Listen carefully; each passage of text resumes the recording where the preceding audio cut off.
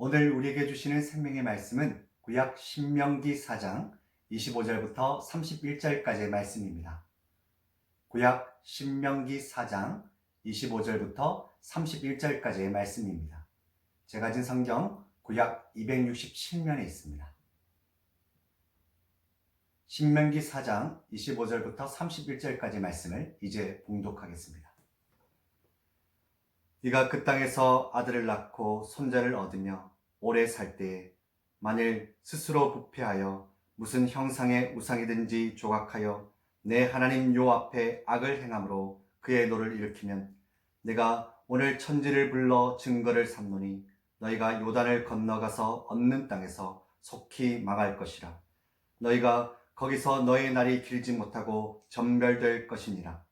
여호와께서 너희를 여러 민족 중에 흩으실 것이요 여호와께서 너희를 쫓아 보내실 그 여러 민족 중에 너희의 남은 수가 많지 못할 것이며 너희는 거기서 사람의 손으로 만든 바 보지도 못하며 듣지도 못하며 먹지도 못하며 냄새도 맡지 못하는 목석의 신들을 섬기리라. 그러나 네가 거기서 내 하나님 여호와를 찾게 되리니 만일 마음을 다하고 뜻을 다하여 그를 찾으면 만나리라. 이 모든 일이 내게 임하여 환난을 당하다가 끝날에 네가 내 하나님 여호와께로 돌아와서 그의 말씀을 청종하리니 내 하나님 여호와는 자비하신 하나님이시라. 그가 너를 버리지 아니하시며 너를 멸하지 아니하시며 내 조상들에게 맹세하신 언약을 잊지 아니하시리라. 아멘. 오늘 본문은 어제의 내용에 이어서 만일 이스라엘 백성들이 출애굽 2세대가 스스로 부패하여 우상을 만든다면 하나님께서는 징계하신다는 내용과 그러나 돌이켜서 여호와를 찾으면 만나주신다는 하나님의 사랑에 대한 이야기가 나와 있습니다. 저는 오늘 본문을 묵상하면서 하나님의 사랑에 대해서 새롭게 깨닫는 것이 있었습니다. 그것은 뭐냐면 첫 번째는 하나님은 이스라엘 백성들을 사랑하기 때문에 징계도 하신다는 것이고요. 그리고 그 사랑은 변함이 없다는 것입니다. 오늘 제가 하는 이 예화가, 저희 일화가 아마 이 본문을 이해하는데 많은 도움이 되었으면 좋겠습니다. 제가 초등학교 1학년쯤으로 생각되는데요. 저희 집에 냉장고가 처음으로 들어왔습니다. 그 냉장고가 좋았던 것은 냉동실에 아이스크림을 얼마든지 얼려서 먹을 수 있다는 것입니다. 하루는 저희 누나가 저에게 이렇게 제안했습니다. 영민아, 저 냉장실에 들어가서 네가 3분만 참으면 내가 아이스크림을 사줄게. 그렇게 된 거예요. 그 냉동실에 있던 그 아이스크림과 사먹는 아이스크림은 질적으로 차이가 있거든요. 그래서 그 제안을 제가 수락했습니다. 그리고 냉장실에 있는 음식물을 다 꺼내고요. 제가 그 안에 들어갔습니다.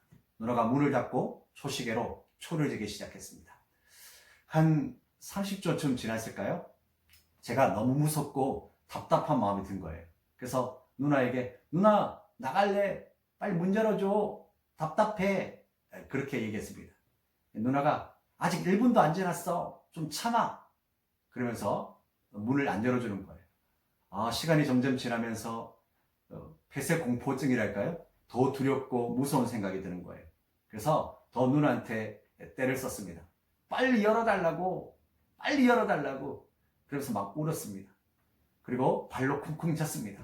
누나는 전혀 열어주지도 않았어요. 그때 이 소리를 듣고 어머니가 달려오신 거예요. 그래서 제가 냉장실에서 나올 수 있었습니다. 이것이 아버지 귀에 들어간 거예요. 아버지가 그날 밤에 저와 누나를 불렀습니다. 그리고 회초리로 호되게 나무라시고 때리셨습니다. 그날 밤 참 많이 울었던 그런 기억이 납니다. 그리고 그 다음 날 아버지께서 보통 월급날에 보통 맛있는 음식과 과자를 사오시는 거거든요. 그런데 그날은 아버지께서 저희가 좋아하는 초콜릿과 아이스크림을 사오신 거예요. 그리고 저희를 불러서 미안하시다면서 먹으라고 하는 거예요. 뭐가 미안한지 잘 몰랐습니다. 그때는 그저 다시 아버지가 주시는 그 초콜릿과 그 과자가 맛있어서 아버지의 미안함은 잘 몰랐는데요. 세월이 지나면서 제가 아버지가 돼 보니까 이 마음을 알겠더라고요. 왜 그때 때렸는지, 왜 그 다음날 맛있는 것으로 우리 아이들에게, 저와 누나에게 이것을 줬는지 이제서야 조금씩 깨닫습니다. 요즘 신종 코로나 바이러스 때문에 아이들이 학교를 가지 않고 있습니다. 그래서 공부하는 시간보다 TV를 시청하거나 게임하는 시간들이 많아지고 있습니다. 그래서 제가 집에서 교회 올 때 아이들에게 경고성 멘트를 날립니다. 너희들 공부하고 숙제 다 해놓고 딱 1시간만 TV를 본다든지 게임을 해. 알지? 만약에 이 약속을 지키지 않으면 다음 날은 너희 게임하는 거나 TV 보는 것은 없어. 하고 멘트를 날립니다. 그리고 나옵니다. 그리고 교회를 마치고 다시 집으로 돌아가시면 아이들은 뭘 하고 있을까요? 네, 여지없이 TV를 보고 있거나 게임을 하고 있습니다. 그러면 제가 얘기합니다. 너희 숙제 다 하고 공부 다 했어? 그리고 1시간만 하고 있는 거 맞지? 그러면 네, 이제 시작했어요. 이제 보기 시작했어요. 라고 얘기합니다. 근데 저는 알고 있습니다. 얘들이 1시간 이상 하고 있다는 것을. 그런데요, 알았어 하고 넘어갑니다. 이것이 아버지의 마음인 것 같아요. 알면서도 모른 척 속아주는 것. 우리 아버지도, 제 아버지도 그랬던 것 같습니다. 저는 오늘 본문의 하나님도 마찬가지라 생각합니다. 왜 하나님께서는 출애굽 2세대에게 모세를 통해서 너희가 스스로 부패해서 우상을 섬기면 왜 망한다고 했습니까? 왜 전멸될 거라고 했습니까? 왜 여러 민족 중에서 흩으신다고 했습니까? 그것은 하나님께서 사랑하시기 때문에 그렇습니다. 책임져 주신다는 겁니다. 나는 너희를 애굽에서 인도하여 낸 너희의 하나님 여호와라. 다시 말하면 그 애굽에서 살던 삶의 모습처럼 너희를 노예 취급하지 않겠다는 겁니다. 너희를 나의 자녀로 대우해 주겠다는 것입니다. 다시 말하면 너의 인생은 내 손에 있다. 나는 절대 너를 포기하지 않겠다는 겁니다. 그래서 나는 너에게 좋은 것, 좋은 음식, 좋은 옷, 모든 좋은 환경을 너에게 제공해 주고 싶어. 라는 하나님의 절절한 이 사랑의 외침이 여기 있는 것입니다. 그래서 하나님은 여러분의 인생 가운데 개입해 주시는 거예요. 왜요? 사랑하기 때문에 그렇습니다.